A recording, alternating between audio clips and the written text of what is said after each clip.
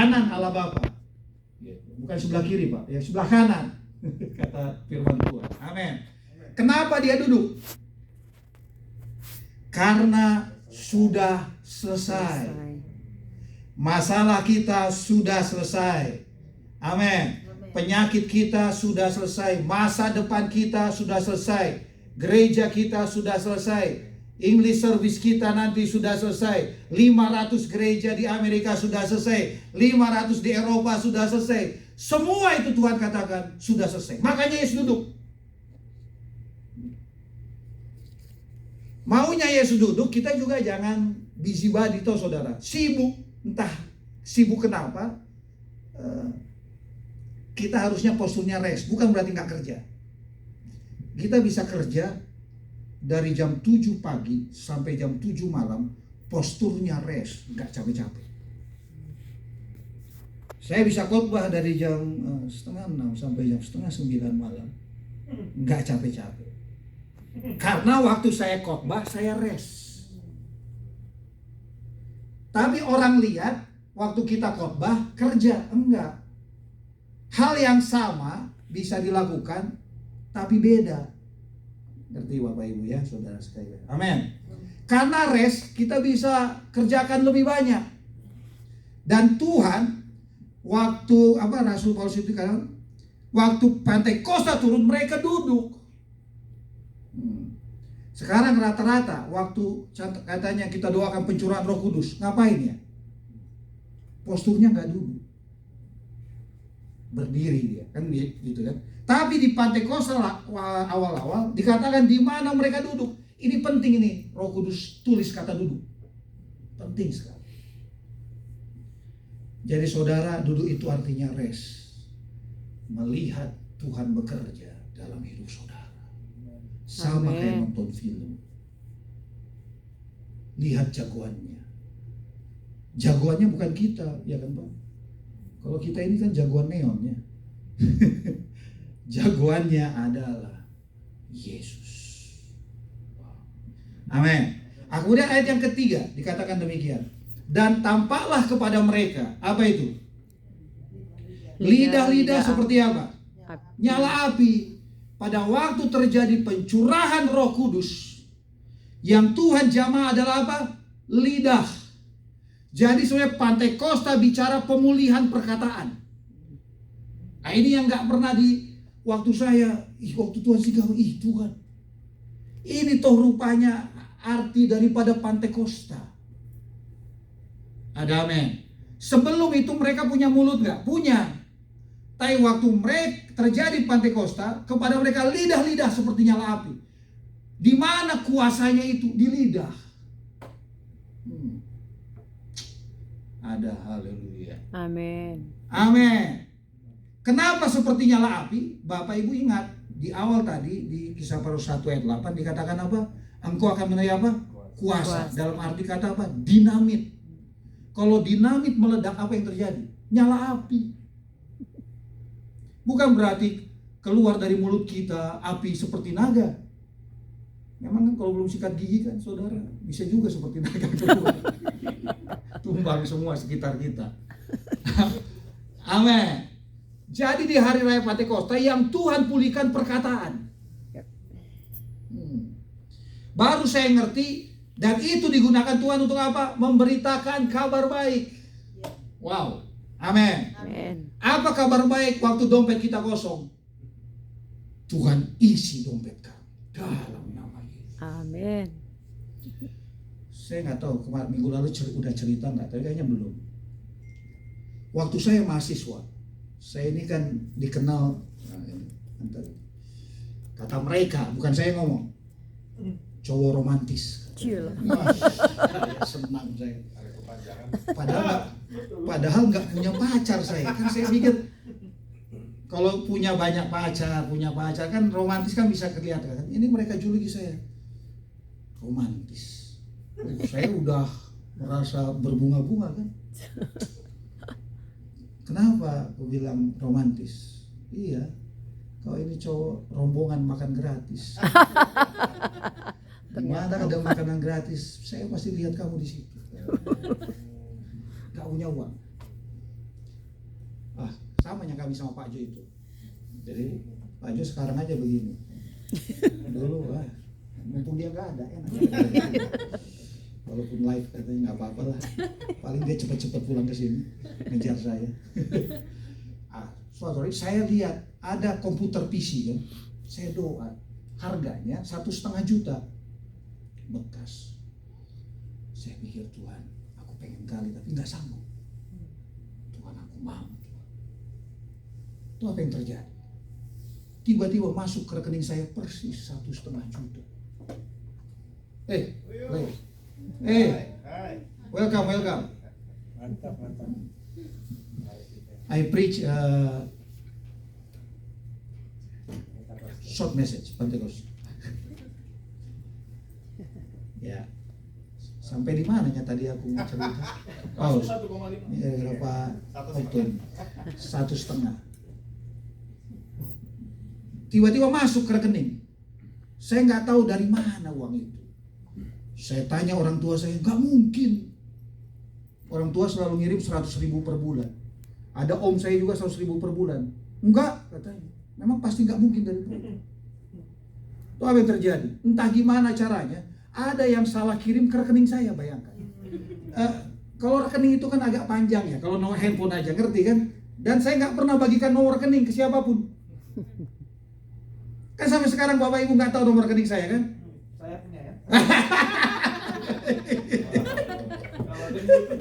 Manando mulai bertindak sebagai manajer dia. Amin. Jadi mulai dari sejak mahasiswa itulah saya lihat bagaimana Tuhan memenuhi segala kebutuhan kita. Amin. Amin. Jadi kabar baik kepada dompet yang kosong itu apa? Tuhan yang isi. Kabar baik kepada penyakit kita apa? Disembuhkan. Sehingga Yesus nggak pernah tanya penyebab penyakit. Penyebab ya sakit. Jadi baru kemarin ya, istri salah satu teman kami meninggal mendadak. Just yesterday one of our friend wife was passed away. And you know, because Indonesia is always kepo. You know kepo? You don't know ya. Kepo itu curious, like to know even though there's not his or her business. Jadi dia selalu cari kenapa dia mati, padahal matinya nggak ada mendadak gitu loh, nggak ada penyakitnya katanya, nggak ada ini. Tapi kita pengen selalu dikit tuh, atau adanya kayaknya penyakitnya itu, nggak mungkin tiba-tiba mati mendadak. Oh curious, jadi kita suka kepo saudara. Yesus nggak pernah. Waktu Yesus tiba-tiba dihadapkan kepada seorang pelacur, saudara, Yesus juga nggak kepo sama pelacur ini. Kalau kita jadi Yesus, kita masih tanya-tanya banyak ini. Sama siapa kau jatuh? Jangan-jangan ada imam yang sama kau kan? Nah, pokoknya semua kita tanyain. Yesus nggak butuh itu. Amin. Tiba-tiba Yesus, apa yang Yesus kerjakan waktu para imam itu kan? Kan sengaja mau ngetes Yesus nih. Yesus tuliskan di batu itu apa namanya sesuatu. Tahu apa itu? Dia tuliskan itu hukum Taurat itu. Setelah dilihat oleh imam itu, aku pun kena di situ, tak jadi. Aku pun kena di situ, tak jadi. Aku pun kena di situ, tak jadi. Semua pergi sampai Yesus sibuk di sini. Kemana semua orang? Sudah pergi Tuhan. Apa kata Yesus kepada perempuan itu? Kalau kurang ajar, jangan lagi ya. Jangan buat seperti itu lagi ya. Enggak, apa kata Yesus? Aku pun tidak akan menghukum kau. Ya. Pergilah dan jangan Berbuat dosa lagi. Kuasa untuk perempuan itu tak berbuat dosa lagi hasil daripada apa? Pengampunan yang Tuhan berikan. Amin. Sehingga Roma 8 ayat 1 dikatakan apa? Tidak ada penghukuman bagi mereka yang ada di dalam Kristus. Amin. Saudara dan saya, all of us cannot be punished anymore. Yes. You know why? Because there is someone who has been punished for us. Wow, my English I think is quite okay ya, sister. Yeah. Makanya Pak, nih dia bisa bergaya di depan. Kan? Amin. Why? Because if God punish us again for our mistake, it's not fair to Jesus. Amin. Karena sudah ada yang bayar. Itu yang malam-malam saya share sama Pak Nando itu. Kalau ada teman berhutang kepada saya, dan banyak yang lain berhutang kepada saya, tiba-tiba yang satu saya ampuni, nggak fair. Apa dasar saya mengampuni dia, tapi saya nggak mengampuni yang lain? Amin. Dan tak ada juga dasar saya mengampuni, artinya mengampuni hutang itu ya udahlah lunas gitu. Nggak bisa. Itu bisa terjadi kalau apa? Ada yang bayar hutangnya. Tiba-tiba lah Pak Nando salah satu yang punya hutang. Contoh, ini contoh Pak Nando ya, nggak ada kok Pak Nando hutang saya. Kalau hutang ke yang lain nggak tahu lah, tanya dia. Pak Nando lah punya hutang. Pak Okto lah punya hutang ke saya, contoh.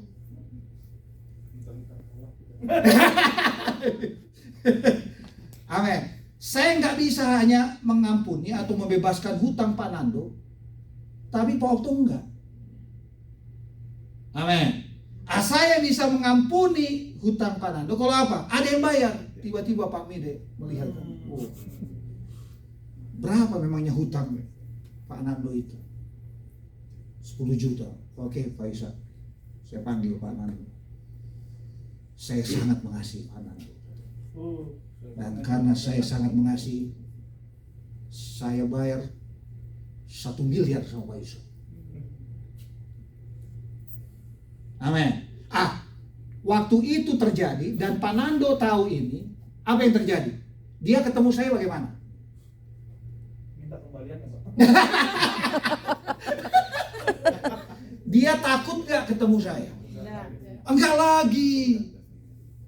Amin. Selama-lamanya merdeka. Yes. Dan itulah yang dikerjakan Yesus di kayu salib bagi kita. Amen. Is overpayment. Pembayarannya berlebih buat kita. Amin. Sehingga waktu kita ketemu Tuhan, kita nggak ketemu Tuhan kayak ketemu sama bos. Kalau bisa 1 jam saja aku berbicara sama bos, itu sudah senang hatiku. Enggak.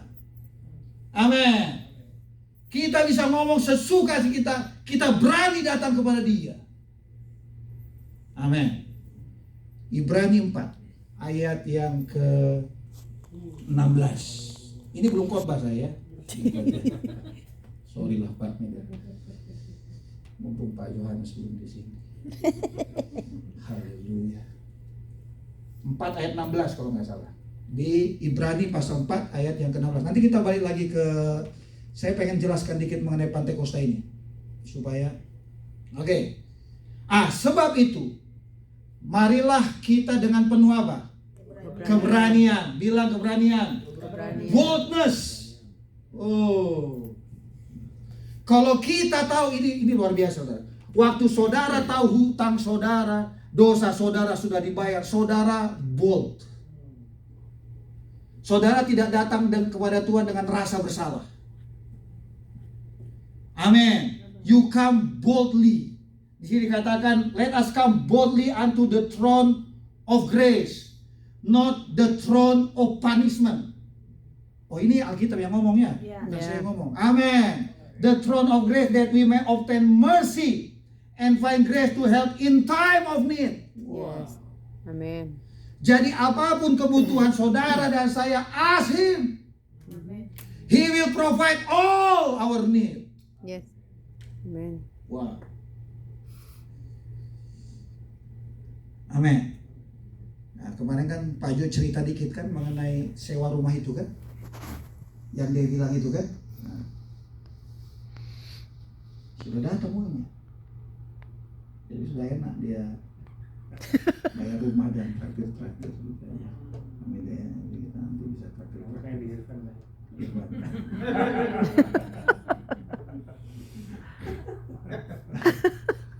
Amin.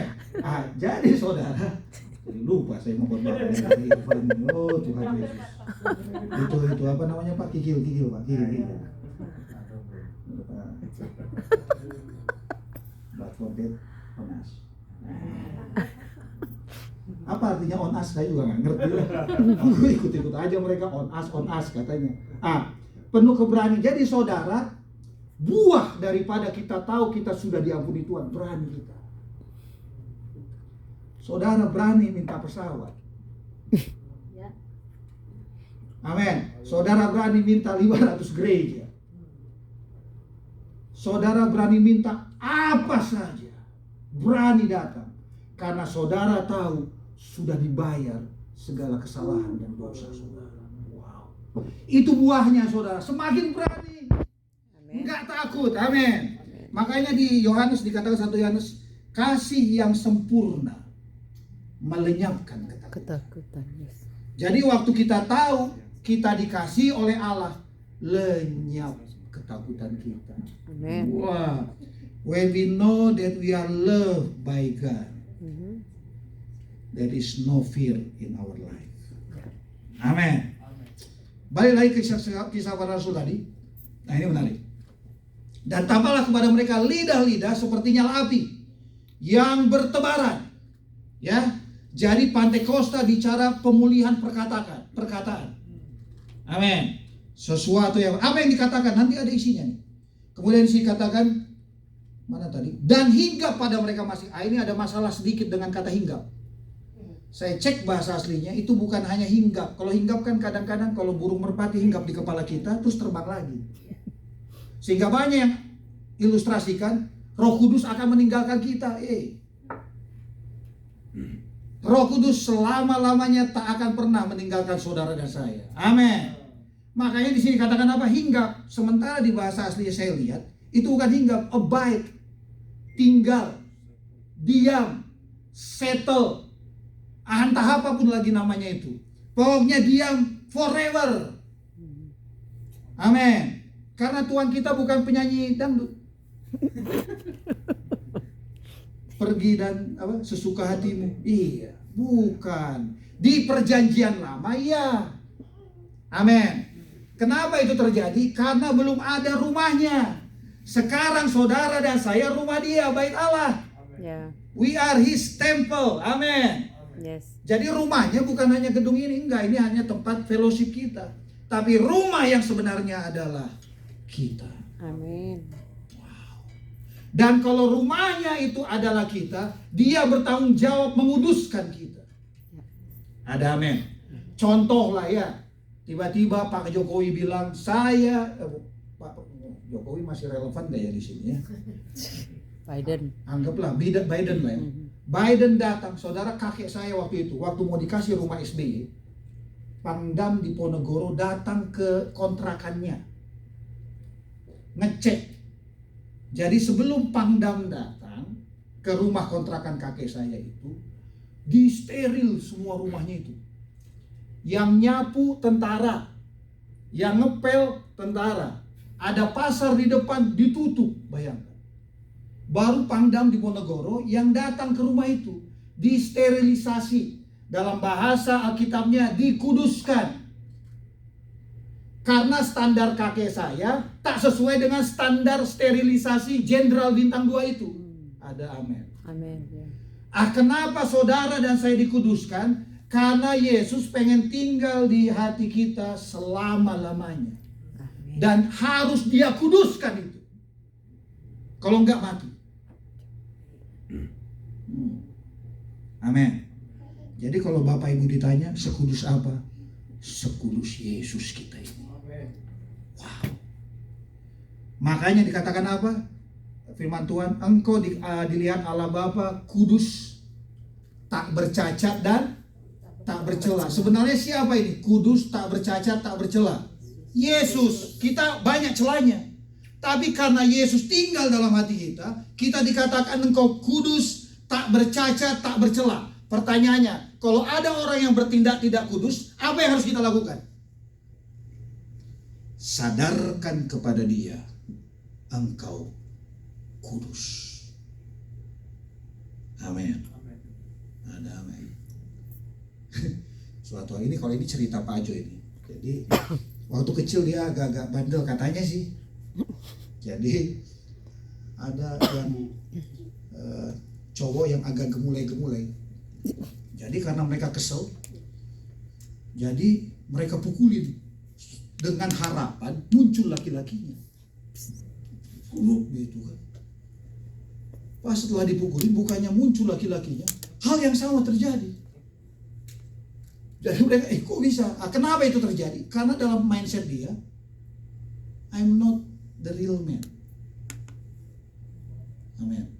Suatu hari, nggak tahu waktu saya khotbah di Batam waktu itu, di mall, di gereja kita. Jadi anak-anak muda kita menjangkau ini apa namanya? Kalau bahasa Indonesia itu banci ya. Jadi ini berpakaian itu. Saya nggak tahu kenapa, nakal juga pengerja ini. Saya khotbah gitu kan, duduk di depan, Pak. Entah gimana mereka dudukkan di situ sebelah. Jadi saya pikir gimana lah ini. Gimana khotbahnya yuk? Saya maunya bicara kasih Tuhan yang luar biasa. Itu apa yang terjadi setelah itu? Tiba-tiba salah satu orang bilang, Pak, puji Tuhan Pak, ada satu yang mau berubah. Wow, terima kasih. Amin. Yang satu masih mikir-mikir Pak, tapi nggak apa-apa lah, biarlah Roh Kudus yang bekerja. Amin. Itulah identitas saudara dan saya. Dan identitas nggak pernah berubah. Karena yang buat identitas bukan kita. Ini penting sekali saudara. Identitas kita nggak berubah. Kenapa? Karena yang buat identitas bukan saudara dan saya. Amin. Siapa yang buat? Tuhan yang buat. Sama kayak dolar Amerika itu. Saya nggak tahu. Saya nggak bawa ini dolar Amerika. Oke. Saya nggak. Oh ada.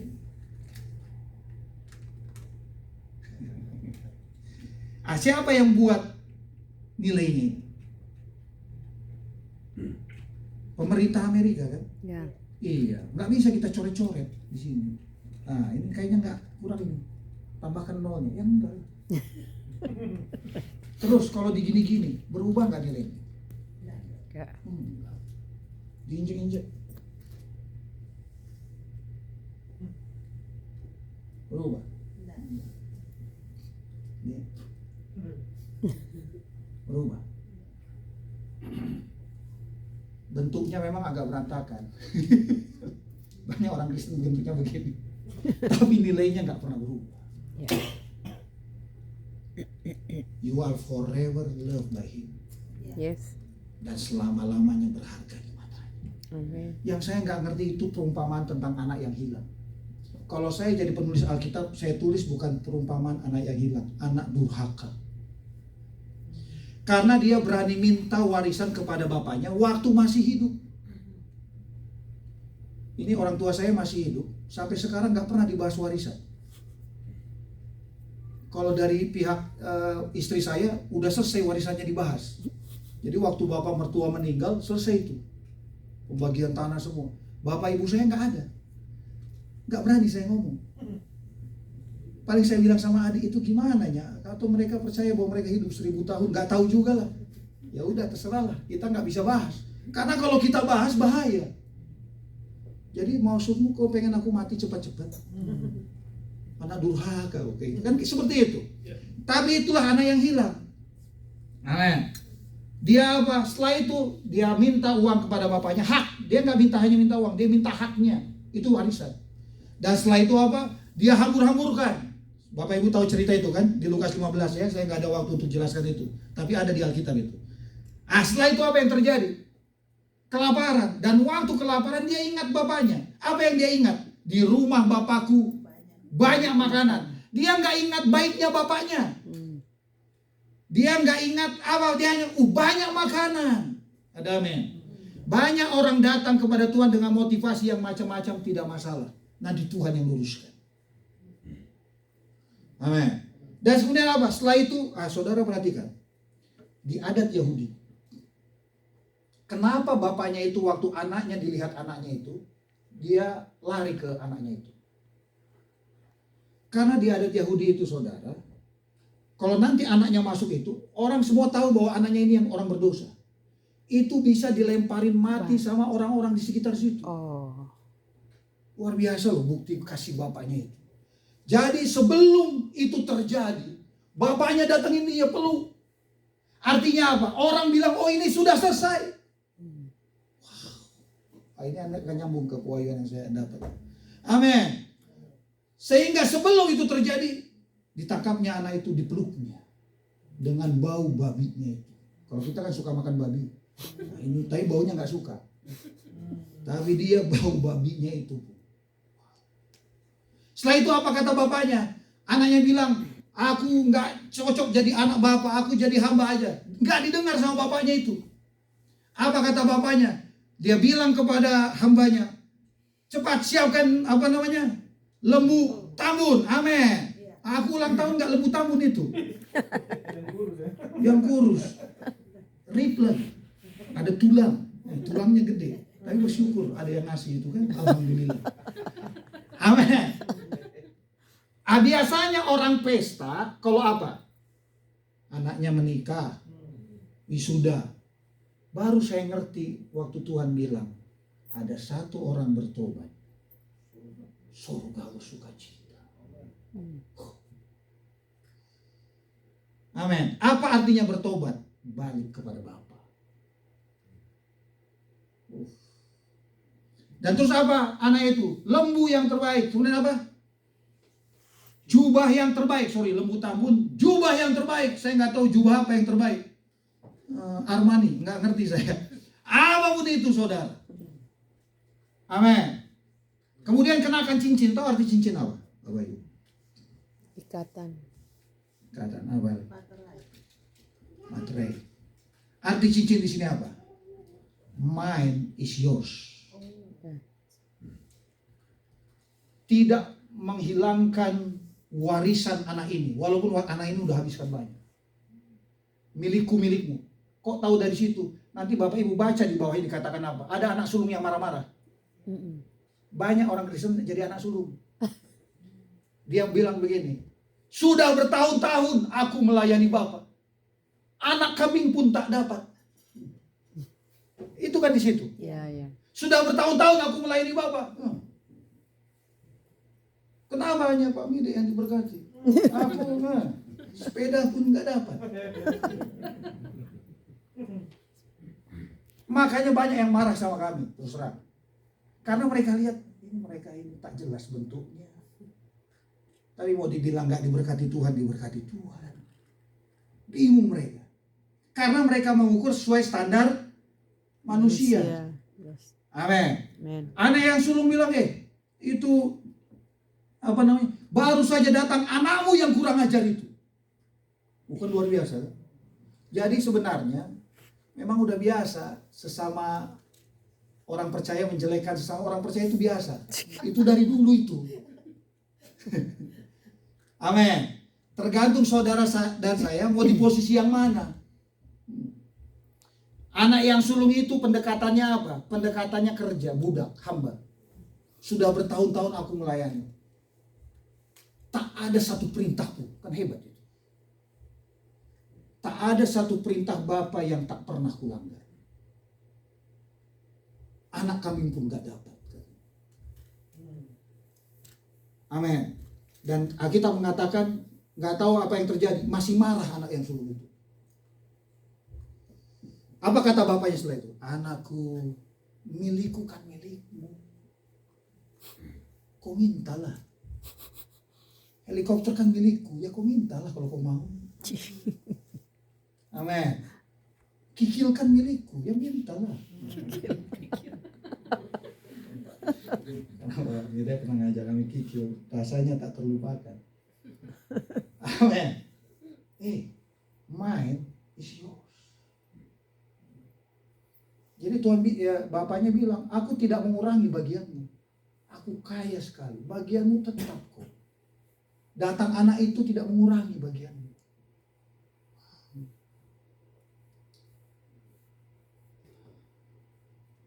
Itulah mental perjanjian baru. Amin. Jadi agak lama khotbah ya.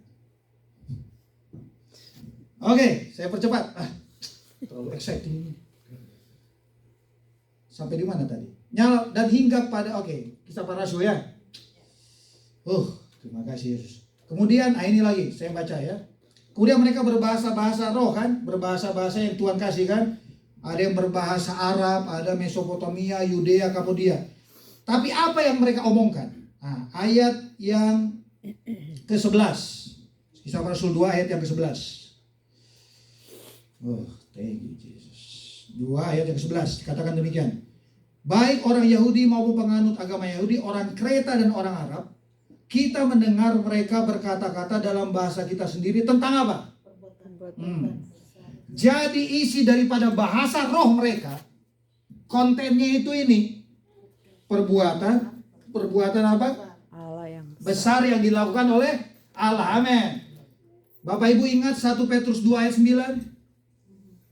Identitas kita, kitalah imamat yang rajani. Amin. Supaya apa? Kamu memberitakan perbuatan-perbuatan Allah yang jadi isi bahasa roh pada waktu terjadi Pantekosta adalah bicara perbuatan Allah yang besar.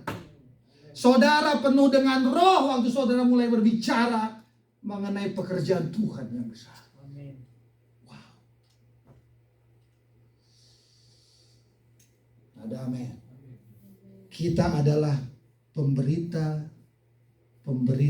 pekerjaan Allah yang luar biasa. Amin. Nah, itulah singkatnya Pantekosta, saudara. Kemudian ini setelah inilah baru kita selesaikan. Kemudian saudara, coba kita lihat Kejadian. Nah, ini yang saya baru dapat Kejadian. Karena hari raya Pantekosta jadi harus dibahas itu.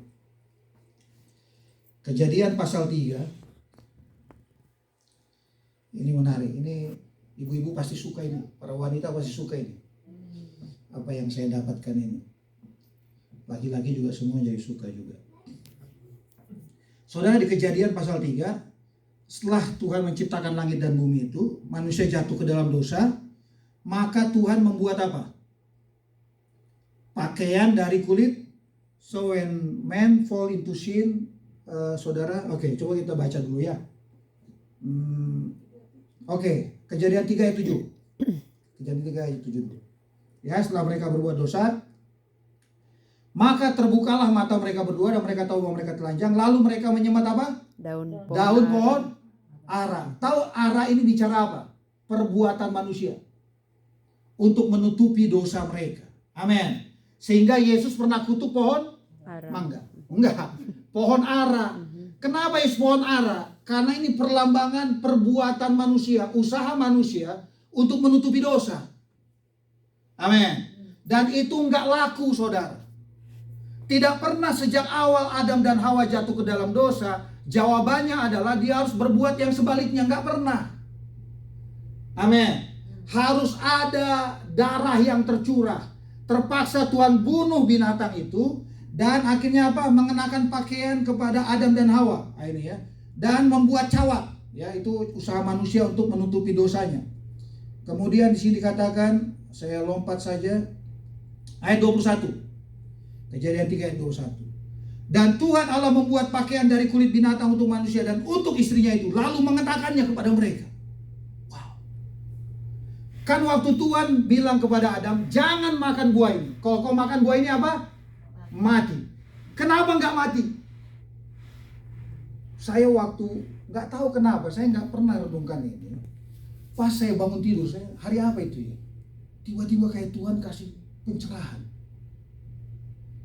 Tahu saudara, ini luar biasa. Setelah dipakaikan kulit binatang itu, ya. Nah ini menarik. Ini kan perlambangan Yesus, perlambangan Yesus. Tahu berapa lama Adam hidup setelah itu? Dia hampir seperti puisi Khairil Anwar. Aku pengen hidup 1000 tahun. 800. Dia hidup 930, ya sekitar 30 tahun. Terus Tuhan bilang, tahu kenapa dia hidup selama itu? Pakaian itu preserve his life. Gimana bahasa Indonesia? Ngerti nggak Bapak Ibu? Pakaian kulit binatang itu memperpanjang umurnya. Dan kulit binatang itu melambangkan Yesus. Ya. Saya dapat wahyuan anti-aging. Hermes. Forever young, I will to be forever young. Cie. Lagu rohani itu. Na na na na na na na na na na na na na forever young, I want I to. will to be forever young.